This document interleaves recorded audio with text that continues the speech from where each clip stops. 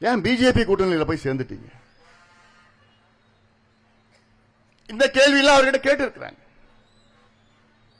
அவர் அதுக்கு சொன்ன பதில்,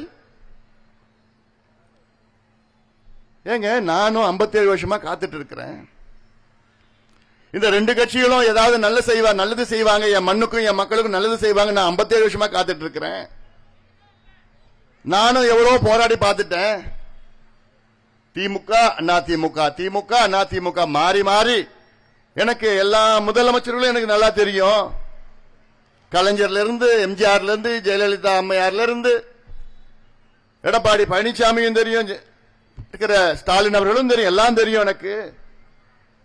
ஆனா இவங்க இவ்வளவு பேர் இருந்தோம், எனக்கு தெரிஞ்சோம், என் மண்ணுக்கும் என் மக்களுக்கும் இதுவரைக்கும் ஒன்னும் செய்யலையே. மாறாக என் மண்ணையும் மக்களையும் நாசப்படுத்திட்டு இருக்கிறாங்களே, அவங்களை இனி நம்பி பிரயோஜனம் கிடையாது.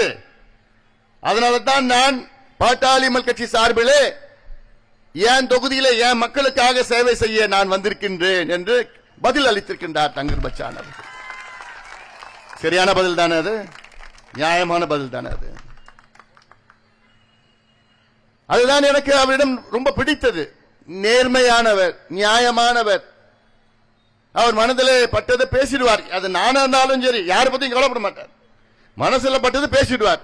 நீங்க தப்பா எடுத்துக்காதீங்க கூட சொல்லிவிடுவார். தயவுசெய்து தப்பா எடுத்துக்காதீங்க, நான் உண்மையை சொல்லிவிடுவேன். அப்படிப்பட்டவர் தான் நமக்கு வேணும். அப்படிப்பட்டவர் தான் டெல்லியிலே போய் அங்க சண்டை போடுவார். அது பிஜேபி கூட்டணி இருந்தாலும் சரி, எந்த கூட்டணி இருந்தாலும் சரி, அவர் தைரியமாக சண்டை போட்டு உங்கள் பிரச்சனையை தீர்வு கொண்டு வருவார். நான் சொன்னேன்ல, இதுக்கு முன்பு நம்முடைய மருத்துவர் ஆர்ஜி அவர்களை நிற்க வைத்தோம் 5 ஆண்டுகளுக்கு முன்பு. அவரை விட ஒரு தகுதியான வேட்பாளர் அன்று கிடைத்தார்களா? ஆனா நீங்க யாரை தேர்வு பண்ணீங்க? விருதை வள்ளல் மருத்துவர் ஆர்ஜி எம்டி படிச்சிருக்கிறார். எத்தனையோ பேர் உயிரை காப்பாத்தி இருக்கிறார். உங்களுக்கு எல்லாம் நன்கு தெரிஞ்சவர். ஆனா அவரை விட்டுட்டு நீங்க யாரை தேர்வு பண்ணீங்க? 302 ஐபிசி 302. மீண்டும் அந்த தவறை செய்யாதீர்கள். மீண்டும் அந்த தவறை செய்யாதீர்கள். இன்னைக்கு ஆய்வுகள் என்ன சொல்லுது தெரியுமா? ஒரு சில ஆண்டுகளுக்கு முன்பு அந்த பகுதியை சார்ந்த இளநீர்ல எது தென்னை மரத்தில் இளநீர்ல டயாக்சின் இருந்தது. இளநீர் டெஸ்ட் பண்ணாங்க, அதுல டயாக்சின் இருந்தது, டெஸ்ட் பண்ணி பார்த்தாங்க. அதன் பிறகு அடுத்த கட்டத்தில் தாய்ப்பால்ல டயாக்சின் இருக்குதான். நினைச்சு பாருங்க. தாய்ப்பால்ல கடலூர் நகரம் சுத்தி உள்ள மக்களுடைய தாய்மார்கள் கொடுக்கின்ற தாய்ப்பால்ல டயாக்சின் இருக்கிறது. அந்த டயாக்சினை குழந்தை குடிச்சா என்ன ஆகும்? குழந்தைக்கு சிறு வயதிலே புற்றுநோய் வரும், தாய்க்கும் புற்றுநோய் வரும்.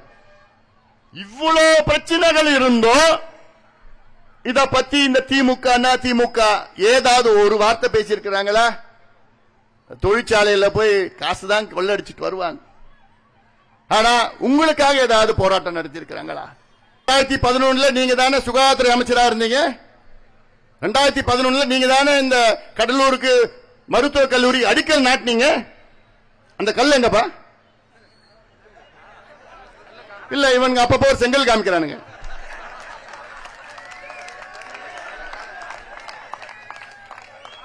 அந்த கல்லை தேடி கண்டுபிடிச்சு கொடுக்க பாருங்க.